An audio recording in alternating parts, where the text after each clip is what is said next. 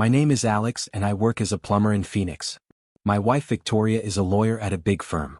We had been married for 11 years, and I always took pride in being married to such a smart and ambitious woman. But now I understand I was just a convenient cover. It all started last spring when Victoria suddenly became very caring. She began making me breakfast she had never made before, buying expensive gifts without any occasion. She said she just realized how much she loved me. I was charmed by this change. I thought she had finally appreciated our marriage. In reality, she was just calming her conscience. The first suspicion hit me in June when I found a plane ticket to Las Vegas in her purse, dated from the previous week. When I asked, she said she went there for a corporate conference but forgot to tell me. What was strange was that the ticket was one way and I couldn't find a return ticket. A month later, I accidentally overheard her phone conversation. She was saying, "Yes, honey, I told him I was going to my mom's. No, he doesn't suspect anything, he's too simple for that." When she saw me, she quickly ended the call and said she was talking to a female client about defense strategy. In September, something strange happened. Victoria began insisting that I sign a power of attorney for all our joint assets. She said it was for the convenience of financial management since she understood legal matters better. I trusted her and signed the documents. How wrong I was. In October, while I was fixing the sewage system in our neighbor Robert's house, he told me something odd. "Alex, I saw your wife going into the Marriott Hotel several times with the same man. I thought maybe you guys had some business meetings there." I said yes, business meetings. But something inside me froze. That same evening, I decided to check Victoria's credit card statements. It turned out she was spending huge amounts at restaurants, hotels, and jewelry stores.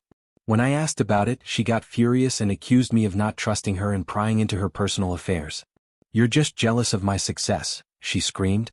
"I earn 3 times more than you, and I have the right to spend my money however I want." Little did I know then that she wasn't just spending her money. In November, I accidentally stumbled upon correspondence in her laptop, which she had forgotten to close. The emails were addressed to a man named Preston, and their content was more than unambiguous. But the most shocking thing wasn't that she was cheating on me. The most shocking thing was what they were writing about. "Dear Preston," my wife wrote, "just a little more and everything will be ready. Alex is such a trusting fool that he signed all the documents without reading them. When I file for divorce, he'll be left with nothing. And all our assets have already been transferred to my offshore accounts." What followed was even worse. "I've already arranged with a psychologist who will testify that Alex had alcohol problems and was prone to aggression. And my detective friend will find evidence that he beat me. The court will be on my side." I was reading this and couldn't believe my own eyes. The woman I had loved for 11 years, who slept next to me every night, was planning not just to leave me, but to completely destroy my life. But the most terrifying part was at the end of the email. "Preston, when it's all over, will have more than $1 million and complete freedom. And that loser Alex will be begging somewhere under a bridge, accused of domestic violence." It took me several days to come to my senses. I realized I was dealing not just with a cheater, but with a woman who was methodically planning my destruction. She was using my love and trust as weapons against me. I decided to act. First, I secretly copied all her correspondence and saved it on a separate drive. Second, I contacted a private investigator who confirmed my suspicions. Victoria had been meeting with Preston Clark, a lawyer from the same firm, for over a year. Third, I found a good attorney and told him the whole situation. It turned out that the power of attorney I had signed did give Victoria broad powers, but she hadn't managed to complete all the transactions. My lawyer quickly blocked our joint accounts and revoked the power of attorney. But I decided to go further. I wanted Victoria to feel the consequences of her actions on herself. One December evening, when Victoria was again working late, I went to the hotel where she was meeting Preston. I hired a photographer who took compromising photos. But this was just the beginning. I found out that Preston was married and had 2 small children. His wife Chelsea had no idea about the affair. I decided to fix that. On New Year's, I organized a chance meeting with Chelsea at the shopping mall. I introduced myself, mentioned I was a neighbor, and casually said I had seen her husband with some woman at a hotel. I showed Victoria's photo and asked if she knew who it was. Chelsea's reaction was immediate. She recognized Victoria and understood what was happening. A week later, Preston received divorce papers and a lawsuit for child support for 2 children. But this was just the beginning of my revenge. I prepared a dossier on Victoria with all the evidence of her infidelity and fraud attempts. I sent copies to the State Bar Association asking them to consider her professional fitness. I also sent copies to all the partners at her firm. When Victoria finally decided to file for divorce in January, thinking she still controlled the situation, an unpleasant surprise awaited her. I filed a counter-lawsuit with all the evidence of her infidelity and attempts to embezzle property. But I saved the best surprise for last. I found out that Victoria and Preston had planned to celebrate their successful divorce at the same restaurant where we once celebrated our wedding anniversary. They had booked a private room for the evening of February 14th. I made an arrangement with the restaurant owner, who turned out to be my longtime client whose plumbing I had repaired many times at a discount, and organized a little surprise. When Victoria and Preston were sitting in the private room, celebrating what they thought was their victory, the waiter brought them compliments from the house, a cake with the inscription, "Congratulations on your divorce." And when they cut the cake, inside they found a USB drive with all their correspondence and photos from their meetings. Attached to the drive was a note, "Greetings from the fool who turned out to be smarter than you. P.S. Your correspondence is already with the Bar Association and your management. Have a pleasant evening." That same evening, Preston received notice of his dismissal from the firm for violation of ethical standards and conflict of interest. And Victoria faced a professional conduct review and a lawsuit for the return of all illegally appropriated funds. The trial went quickly. The evidence was irrefutable, and Victoria's attempt to accuse me of domestic violence failed when I presented recordings of her correspondence where she herself admitted it was a lie. Victoria lost her law license, her job, and was forced to pay me compensation for moral damage. Preston was left without work, without family, and with huge alimony debts. The last time I saw Victoria was at the courthouse when she was leaving after the verdict was announced. She approached me and hissed, "You ruined everything. You destroyed my life." I looked at her and calmly replied, "No, Victoria. I just didn't let you destroy mine. There's a huge difference." She tried to hit me but court security stopped her. The last I saw was her being escorted from the building while she screamed some curses. Now 6 months have passed. I moved to Austin, started my own plumbing company. Business is going well, and I even started dating a nice teacher named Emily, who doesn't know about my story but accepts me as I am. Victoria, as far as I know, works as a cashier at a supermarket and lives in a rented one-bedroom apartment. Preston moved to another state where he works as a clerk in a small law office. I don't feel satisfaction from their downfall, but I don't regret it either. They chose their own path when they decided they could destroy an innocent person's life for their own benefit. The only thing I regret is trusting someone who didn't deserve it. But that was also a lesson. Now I know that true love doesn't plan destruction, doesn't seek profit, and doesn't hide behind lies. And when someone tries to destroy you, the best revenge is not letting them do it and showing them you're stronger than they thought. But let me tell you the full story because what I've shared so far is just the tip of the iceberg. The real drama began much earlier, and the web of deception was far more complex than I initially realized. Going back to the beginning, I should mention that Victoria and I met in college. I was studying mechanical engineering while she was in pre-law. Even then, she had this ambitious streak that both attracted and intimidated me. She always talked about making it big, about having power and influence. I admired her drive, thinking it would make our future together bright and prosperous. After college, while I worked various manual jobs to support us, Victoria went to law school. I took extra shifts, worked weekends, even borrowed money from my parents to help pay her tuition. She promised that once she became a successful lawyer, she'd take care of me the way I was taking care of her. "We're a team, Alex," she used to say. "Your sacrifices now will pay off for both of us later." I believed her completely. When Victoria graduated law school and got her first job at a small firm, things seemed to be going according to plan. But I noticed she was changing. She started criticizing my work, suggesting I wasn't ambitious enough. She'd make snide comments about my blue-collar mentality and how I lacked sophistication. "You need to think bigger, Alex," she'd say. "Maybe you could go back to school, get a business degree. I can't be the only one in this marriage with professional aspirations." But every time I mentioned going back to school, she'd find reasons why it wasn't practical. "We couldn't afford it," she'd say. Or the timing wasn't right. Looking back, I realized she wanted me to stay exactly where I was, reliable, predictable, and financially dependent on her success. 5 years into our marriage, Victoria landed the job at the prestigious firm where she was working when everything fell apart. Suddenly, she was making serious money and our lifestyle changed dramatically. We moved from our modest apartment to a beautiful house in an upscale neighborhood. Victoria started shopping at expensive stores, joined an exclusive gym, began traveling for business conferences. At first, I was proud of her success.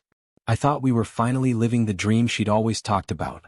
But Victoria's attitude toward me grew increasingly cold and condescending. "Alex, you can't wear that shirt to the firm's holiday party," she'd say. "People will think I married beneath me. Don't mention that you're a plumber when you meet my colleagues. Just say you work in property maintenance. Maybe you should start a contracting business or something. Being just a plumber is so limiting." I started feeling like an embarrassment to her, like a dirty secret she had to hide. But I loved her and I thought this was just a phase. I believed that deep down she still cared about me the way I cared about her. The real warning signs started about 2 years before I discovered the affair. Victoria began working later and later, often not coming home until well past midnight. Weekend, emergency meetings became common. She'd get phone calls at all hours and would step outside to take them, saying it was confidential client business. When I suggested we spend more time together, maybe take a vacation, she'd get irritated. "Alex, I'm trying to make partner," she'd snap. "This is a crucial time in my career. I can't just drop everything for a romantic getaway." But then I'd see charges on our credit card for expensive restaurants and hotels that she claimed were for client meetings. When I asked about them, she'd get defensive and accuse me of being controlling. "I have to entertain clients, Alex. That's how business works in the legal world. You wouldn't understand." The psychological manipulation was subtle but constant. She'd make me feel stupid for asking questions, small for having concerns, paranoid for noticing inconsistencies. She was a lawyer after all. She knew how to argue, how to make me doubt my own perceptions. Around this time, she also started making changes to our financial arrangements. She opened new bank accounts for tax purposes, and began insisting that all our assets be put in her name, for legal protection. She'd throw around legal jargon I didn't understand, making me feel foolish for questioning her decisions. "Trust me, Alex," she'd say. "I'm the lawyer in this family. I know what's best for our financial security." And like an idiot, I trusted her. The power of attorney incident was the culmination of months of financial manipulation. She presented it as a routine legal document, something all married couples should have. She made it seem irresponsible not to sign it. "What if something happens to you while you're working?" she argued. "I need to be able to access our accounts, make decisions about medical care, handle our affairs. This is just common sense, Alex." She had the document prepared by her firm, full of legal language I couldn't fully comprehend. When I suggested having another lawyer look at it, she was offended. "Are you saying you don't trust my professional judgment? This is standard boilerplate language, Alex. You're being paranoid." So I signed it because I trusted my wife more than my own instincts. The affair with Preston had been going on for over a year by the time I discovered it. But as I later learned from the private investigator, it wasn't Victoria's first infidelity. There had been others: a senior partner at her previous firm, a wealthy client, a judge she'd met at a legal conference. Preston was just the latest in a series of men she'd used to advance her career and satisfy her desires. But Preston was different because he represented more than just a fling. He was her exit strategy. Preston Clark was everything I wasn't: sophisticated, wealthy, connected. He came from old money, had graduated from an Ivy League law school, and was being groomed for a federal judgeship. In Victoria's mind, he was her ticket to the kind of life she'd always wanted, the life she felt I was preventing her from having. The plan they'd hatched together was diabolical in its complexity. They weren't just going to clean out our assets and leave me broke, they were going to destroy my reputation so completely that I'd never be able to recover. The false domestic violence allegations were carefully planned.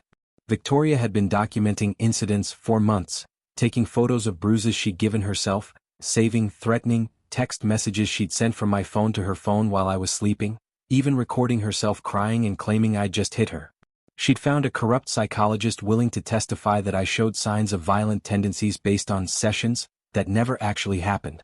The detective she'd bribed was prepared to plant evidence in our house: bottles of alcohol to support claims that I was a drunk, items that could be construed as weapons, even computer files that would suggest I'd been stalking her. Their plan was to have me arrested, charged with domestic violence, and painted as an unstable, dangerous man. Victoria would get a restraining order, the house, all our assets, and sympathy as the brave woman who'd escaped an abusive marriage. Meanwhile, Preston would quietly divorce his wife, claiming that his marriage had been strained for years and that meeting Victoria had made him realize he deserved happiness. Once my reputation was destroyed and I was facing criminal charges, Victoria calculated that I'd be desperate enough to agree to any divorce settlement just to avoid jail time. She'd get everything, I'd get nothing, and no one would question her story because, after all, Why would a successful lawyer lie about being abused? But they made one crucial mistake. They underestimated me. See, being a plumber isn't just about fixing pipes. You learn to be observant, to notice when things don't add up, to trace problems back to their source. You develop patience. Sometimes you have to watch and wait before you act. And you learn that the most serious problems are usually the ones people try to hide. When I first suspected something was wrong, my instinct wasn't to confront Victoria immediately. Instead, I did what I do with any complex plumbing problem. I investigated systematically, gathered evidence, and planned my approach carefully. The private investigator I hired, Marcus Rodriguez, was a former police detective who specialized in marital cases. He was expensive but worth every penny. Within 2 weeks, he'd not only confirmed the affair but had begun uncovering the broader conspiracy. "Your wife isn't just cheating," Marcus told me during one of our meetings. "She's running a long-term con. This Preston guy, he's done this before. There was another woman, a paralegal at his firm, who got mysteriously fired after having an affair with him. And your wife, she's been moving money around for months." Marcus showed me bank records, emails, even photos of Victoria and Preston meeting with the corrupt psychologist and detective. The scope of their plan was breathtaking in its malice. "They're not just trying to divorce you," Marcus explained. "They're trying to destroy you.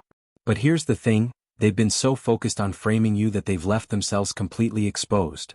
That's when I realized this wasn't just about saving my marriage or my money. This was about survival. I spent weeks planning my counterattack. It wasn't enough to simply expose the affair. I needed to dismantle their entire conspiracy and make sure they faced consequences for what they'd tried to do to me. The first step was securing my financial position. My lawyer, Patricia Chin, was a shark who specialized in complex divorce cases. She'd seen situations like mine before and knew exactly how to protect me. "Your wife made a mistake with that power of attorney," Patricia explained. "She gave herself broad powers, but she also created a paper trail. Every transaction she's made is documented, and most of them can be reversed if we can prove fraudulent intent." We quietly froze all the accounts Victoria had been draining, revoked her power of attorney, and secured restraining orders on our major assets. When Victoria tried to make her big move, she'd find the money was no longer there. The second step was turning Victoria's own conspiracy against her. Marcus and I spent hours going through the evidence, planning how to use it most effectively. We decided to let Victoria and Preston think they were succeeding, right up until the moment we destroyed them. I started playing the role of the oblivious husband more convincingly. I acted grateful for Victoria's sudden attention, confused by her mood swings, concerned about her long work hours. I asked innocent questions about her finances and legal work, which she answered with growing confidence in her own cleverness. Meanwhile, Marcus was building an airtight case against both Victoria and Preston.